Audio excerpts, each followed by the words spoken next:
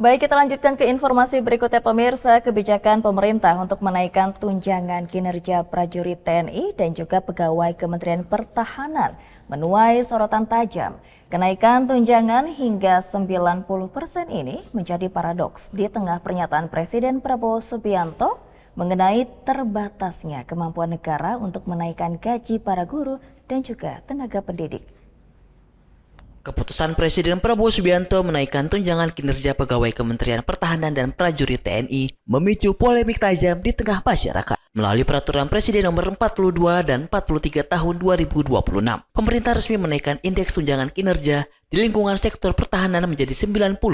Kenaikan tersebut berdampak langsung pada besaran tunjangan yang diterima para prajurit dan pegawai. Untuk perwira tinggi bintang 4 seperti Kepala Staf Angkatan, tunjangan kinerja kini mencapai Rp48,6 juta per bulan. Sementara untuk kelas jabatan terendah, besaran tunjangan berada di kisaran Rp2,5 juta per bulan. Di balik kabar gembira bagi sektor pertahanan, muncul paradoks yang memicu berbagai reaksi publik. Kebijakan ini dinilai bertolak belakang dengan pernyataan Presiden Prabowo Subianto sebelumnya yang menyebut kemampuan fiskal negara masih sangat terbatas.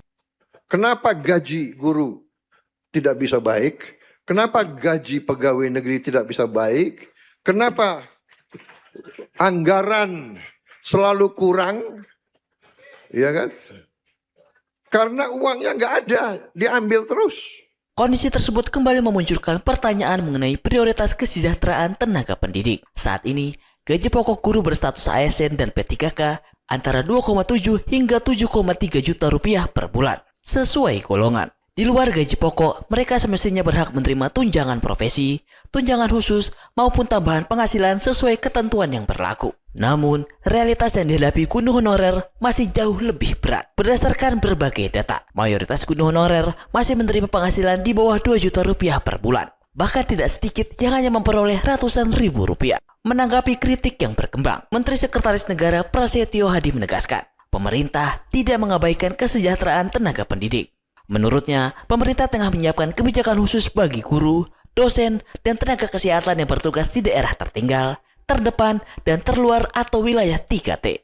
Ya, itu sebenarnya adalah tunjangan kinerja yang memang secara menyeluruh di seluruh kementerian dan lembaga itu ada yang disebut dengan tunjangan kinerja yang memang besarannya berbeda-beda.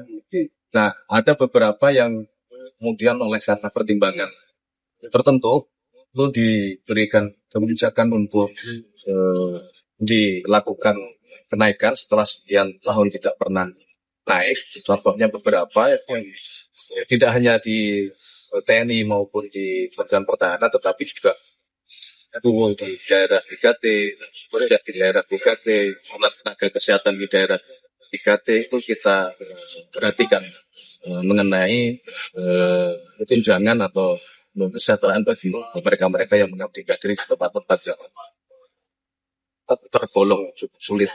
Pada akhirnya, kondisi ini memperlihatkan dilema alokasi anggaran pemerintah antara mengapresiasi instrumen vital pertahanan negara dan memenuhi tuntutan kesejahteraan bagi ribuan pahlawan tanpa tanda jasa.